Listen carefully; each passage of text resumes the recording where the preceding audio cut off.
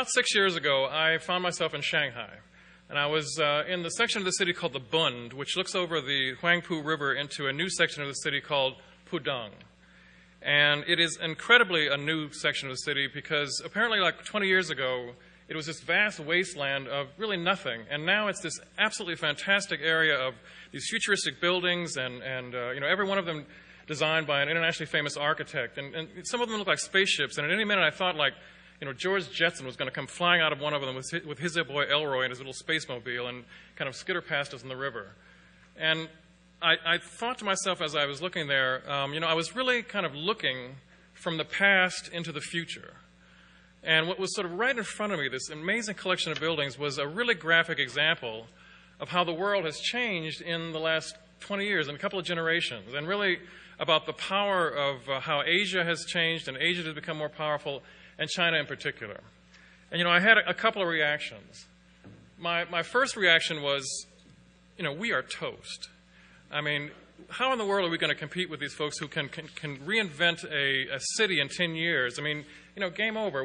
Forget about it. China's going to eat our lunch, as I've heard Governor Hunt from North Carolina say. But then I said, wait a minute. You're an educator. Get a grip.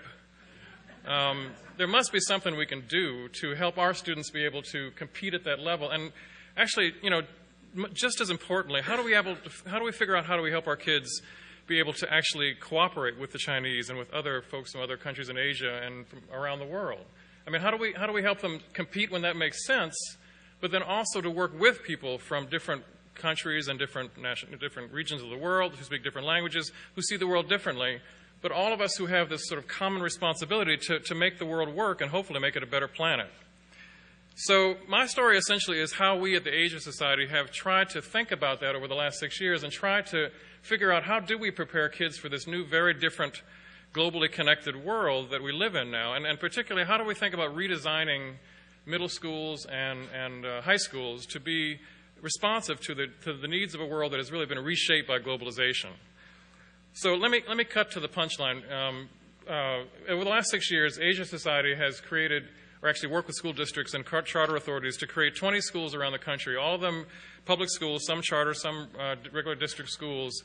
And these are 20 schools that are located across 6 states in the United States.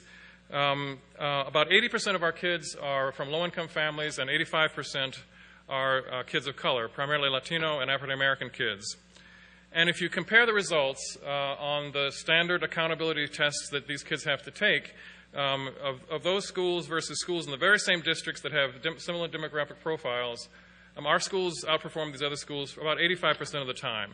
We are no fans, we think they actually don't work well at all, of these kinds of standard accountability measures, but they are, they're the coin of the realm, and so we have to pay attention to them in terms of one measure of success.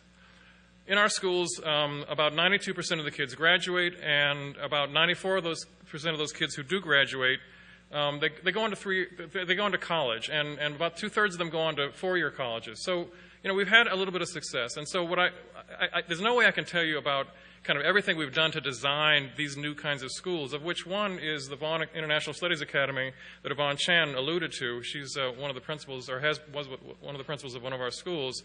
But what I do want to just talk about is one sort of big idea that kind of animates the design work that we've done from the very beginning.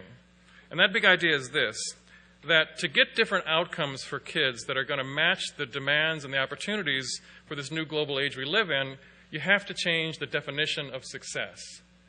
And so what I really want to just talk to you about a little bit this afternoon, and to get your thoughts about it, because it's still a bit of a work in progress, is sort of what we think goes into this new notion of what success looks like. And we think of it, we call it, what does it mean to be globally competent? So that's really what I want to kind of run past you over the next little while. And I just want to touch on at the very end how we have used this whole sort of new notion of success, global competence, as the driver for a new way of thinking about curriculum instruction and learning. I haven't got time to really go in that much detail, but I want to just touch on that a little bit. So let me start by saying that in our definition of globally competent students, content knowledge matters. That sort of thin core that was talked about earlier, that what kids learn in the disciplines, it makes a difference. And what's even just as important is that they need to learn how to think in the ways the disciplines call for. So they need to learn how to think like scientists and think like historians and think like artists. But in so doing, they also need to think in some kind of from a global perspective. So, for example, it's important for kids to know in American history courses about the U.S. Civil Rights Movement, but they really need to learn about the American Civil Rights Movement even more deeply by comparing it to the Truth and Reconciliation process in Chile, for example, or South Africa. They need to do chemistry experiments where they burn up marshmallows to figure out the caloric value of foods, but they need to be able to apply that knowledge to issues of world hunger around the world. In their math classes, they need to know about logarithms and exponential growth, but that has to be leading to an understanding of world population dynamics. And as well, we think global competence also requires the knowledge of kind of current world trends and issues, what's going on in the world. I mean, let's face it, a kid from San Francisco or Sao Paulo is going to have a competitive advantage if they know kind of how the world works and what's going on in the world, be it from climate change issues to global conflict and cooperation, human rights, whatever it is. So in our definition of success, knowledge matters. And what also really matters is a set of capacities that enable kids to sort of access that knowledge and be able to use it well. And we've put those four capacities, those group of capacities, into four areas that I just want to touch on quickly. The first one is the idea that we call it investigating the world.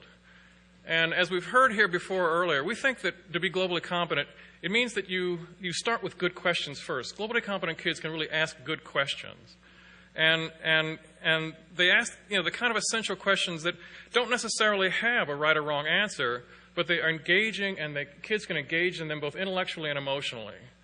And they ask questions that are globally significant, meaning that they're about issues and phenomenon that are relevant the worldwide. And that doesn't mean necessarily highfalutin kinds of questions. I mean, it can mean something like, for example, kids in an elementary school thinking about how do they use plant debris in a recycling process to fertilize their garden, to bigger questions of high school students debating about kind of how do we create sustainable cities within desert regions. And they can explain how these local processes like recycling connect to larger processes that go well beyond their backyard, how you sort of relate the local to the global, and vice versa, the global to the local. Globally competent kids can also kind of respond to these questions by identifying and collecting and analyzing lots and lots of information from various sources, including sources outside of the United States. I mean, at the very least, they're able to sort of flip that switch on Google that allows them to get information from around the world in the English language. And as we heard earlier yesterday, I guess it was, around the Internet Archive Service, there's tons of information you can get through the Internet in English language, in the English language from around the world to get that perspective. And what they also can do, and this is drawn really from our own experience with kids, it's not just stuff we've made up, is they can kind of pull that information together in a really compelling narrative. It's what Daniel Pink talks about, that symphonic learning of bringing analysis to synthesis, and really be able to have a compelling narrative that is defensible and looks at multiple perspectives. So if the issue is climate change, for example, we'd expect them to be able to weigh the evidence and then, looking at different perspectives, pull it together in a set of options that really provide a coherent response to the issues like how and who is going to be responsible for reducing carbon footprints. So that's investigating the world. Another category, a set of competencies we call recognizing perspective. With regard to global competence, the golden rule of do unto others as you would have them do unto you becomes the platinum rule, which is do unto others as they want done to them. And it's a kind of a seismic shift, frankly, in perspective from outward in to inward out, I should say, to outward in, to really being able to look at how others see the world and through their eyes. And part of that is for students to actually recognize that they have a perspective, and that the way they think about things isn't necessarily the way the world looks at the same issues, that people differ. And what's also true, they can sort of really think about how do I compare and contrast my perspective with others? How do I understand where my perspective comes from? And then when it makes sense to actually synthesize a newer way of thinking about things, if in fact that makes sense in the context. Sometimes it does, sometimes it doesn't. If you've ever been involved with the Model UN program, for example, which is an opportunity for kids to kind of dive really deeply into a country's position on an issue that may be their position may be very different than what we in the United States would think is the right way to go. For example, on issues like free market economies. I mean, they then, through that, have the opportunity to look at these issues from various political and cultural and linguistic lenses and argue those positions very passionately. And it may be that they, at the end of the day, decide that position isn't their position, or they think there's a hybrid position that makes even more sense. The point is they've had the opportunity to sort of grapple with how other people construct the world. So, investigating the world, recognizing perspective. The third category of what we think goes into global competence is called communicating ideas. Globally competent students, they totally get the idea that people differ because of their culture, their background, their geography, their linguistic traditions, in how they make meaning of the same information.